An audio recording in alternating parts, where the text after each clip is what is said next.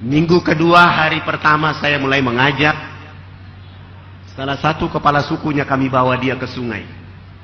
Begitu sampai ke sungai, saya bilang sama kepala suku, "Bapak, mohon maaf, kotekanya dibuka dulu." Setelah koteka dibuka dan saya bilang, "Ayo kita loncat sama-sama masuk dalam sungai."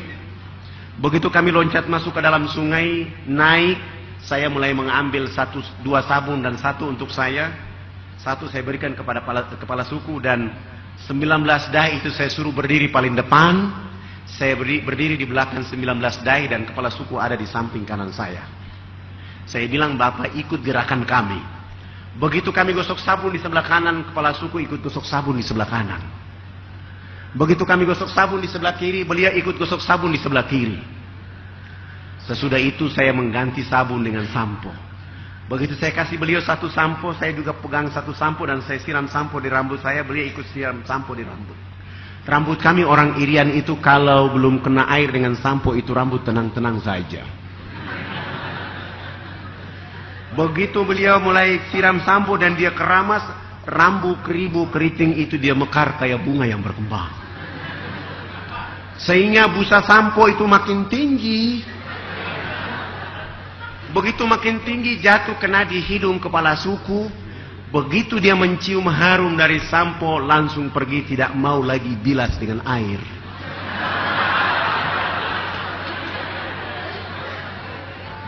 Begitu dia jalan, para dai mengatakan, "Bapak kepala suku harus disiram dengan air."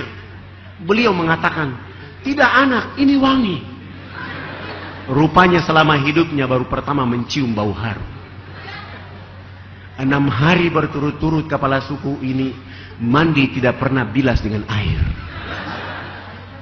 Di hari ke-6 setelah dia datang, kotekanya dia buka, masuk dalam sungai, naik, gosok sabun, gosok sampo, dia pakai koteka, dia jalan kayak kuntilanak yang berjalan.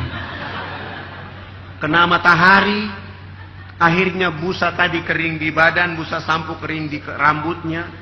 Beliau langsung pergi ke kebun bekerja seperti biasa seorang petani. Jam 2 siang dia pulang ke rumah, Allah subhanahu wa ta'ala menurunkan rizki berupa hujan. Dia mau bersembunyi di bawah pohon, kena air hujan sehingga busa sampo dan sabun yang tadi kering itu muncul kembali. Beliau gosok-gosok sampai busa sampo itu hilang, busa sabun pun hilang. Allah mengganti dengan kesegaran jasmani. Kepala suku ini tiba di rumah tidur dari jam 3 sore sampai jam 9 pagi hari berikutnya. Pagi-pagi saya datang bersama tim dakwah, bertemu dengan beliau dan berdialog dengan beliau.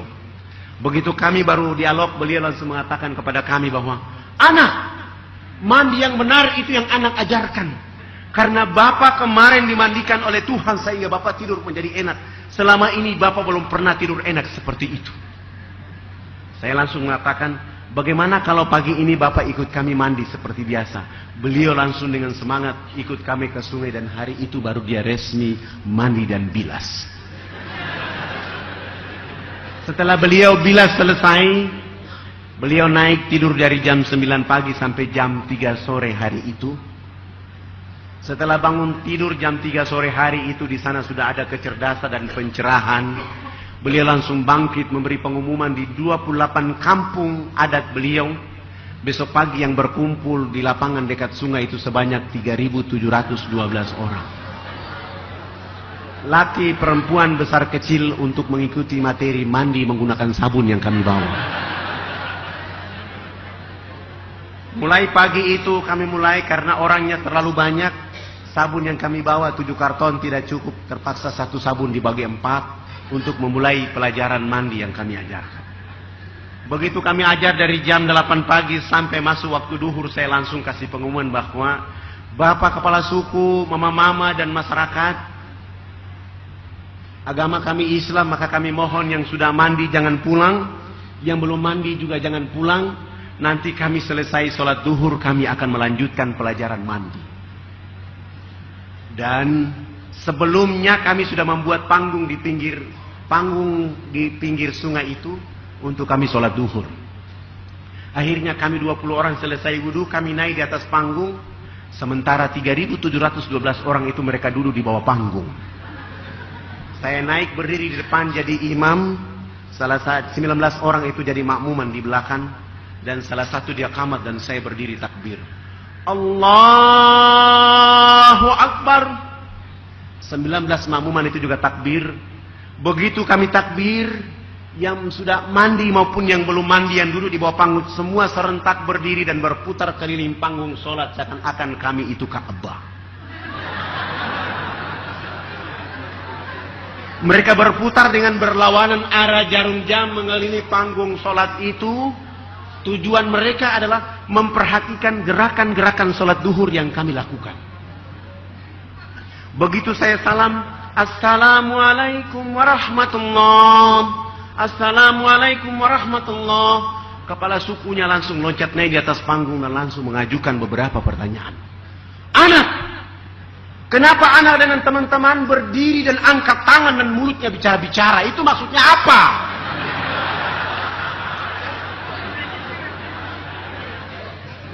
Saya langsung memuji Allah, subhanallah, ini baru mandi sudah cerdas begini. Dan saya langsung menjawab mereka bahwa saya berusaha menjawab mereka dengan bahasa yang bisa masuk ke dalam akal mereka. Bapak kepala suku, mama-mama dan masyarakat, agama kami Islam. Di dalam agama kami diperintahkan oleh Tuhan Allah Sang Pencipta dalam satu hari 5 kali menghadapnya di saat dan waktu yang ditentukan. Tadi kami berdiri mengangkat tangan, itu artinya kami menyerahkan sepenuhnya kehidupan, jiwa dan raga kami kepada Dia Allah yang Maha Besar.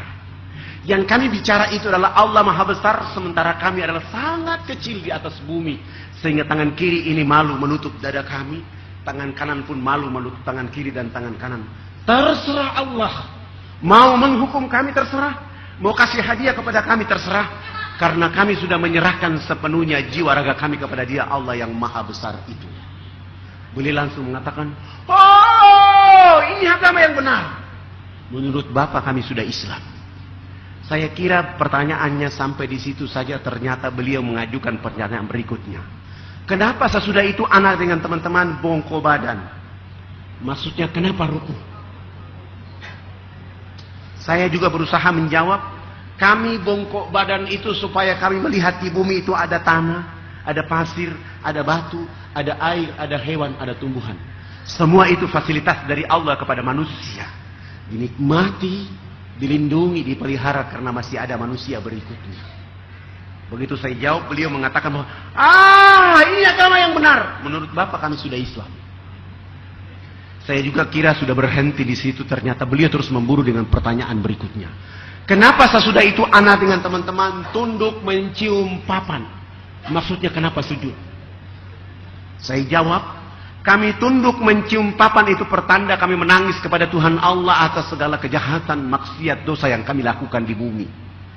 Sehingga kami merendahkan kepala kami untuk memohon ampun kepada Dia Allah yang Maha Tinggi. Kenapa kami lakukan itu? Karena sebentar kami mati nanti, kulit, daging, darah dan tulang akan dilebur menjadi tanah. Sebelum dilebur menjadi tanah, kami merendahkan kepala kami untuk menangis, meminta ampun kepada Dia Allah yang Maha Tinggi.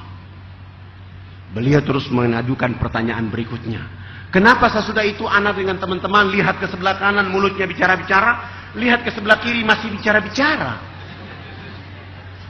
Saya jawab lagi bahwa kalau tadi kan mengangkat tangan adalah menyerahkan sepenuhnya jiwa, raga dan kehidupan kami. Kami bongkok badan untuk melihat apa yang diberikan oleh Allah. Sesudah itu kami menangis minta ampun. Selesai minta ampun, kami lihat ke sebelah kanan. Kalau belum ada, kami lihat saudara-saudara kami ada yang belum tahu mandi. Tugas kami mengajarkan mereka bisa tahu mandi. Melihat ke sebelah kiri, kalau belum ada orang yang tahu berpakaian, tugas kami mencari pakaian untuk menutup badannya. Ada yang sakit, tugas kami mencari obat. Ada yang lapar, tugas kami mencari makan. Sehingga hubungan kami dengan Tuhan Allah terus berjalan. Dan komunikasi kami dengan siapa saja manusia di bumi. Sehingga menjaga alam ini terus damai, tentram. Untuk beribadah kepada Allah subhanahu wa ta'ala.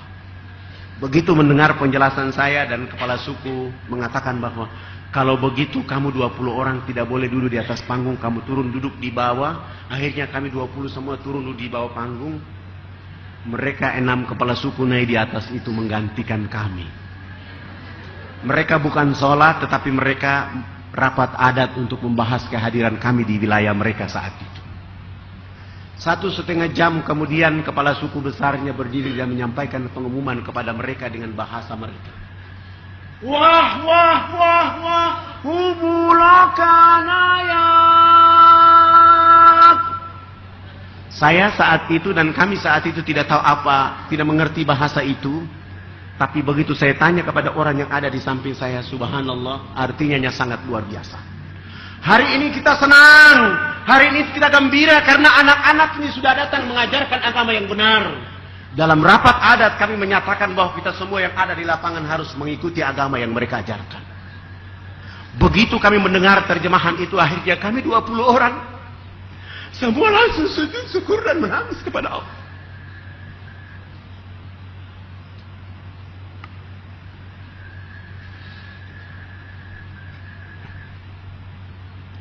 Kami berterima kasih kepada Allah Subhanahu wa taala karena itu kami mengangkat tangan dan mengatakan kepada Allah, "Ya Allah, ya Rabb, kami belum menyebut namamu ke dalam dada mereka.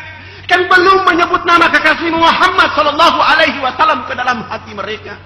Kami baru hanya bawa sabun mandi, ya Allah, ya Rabb."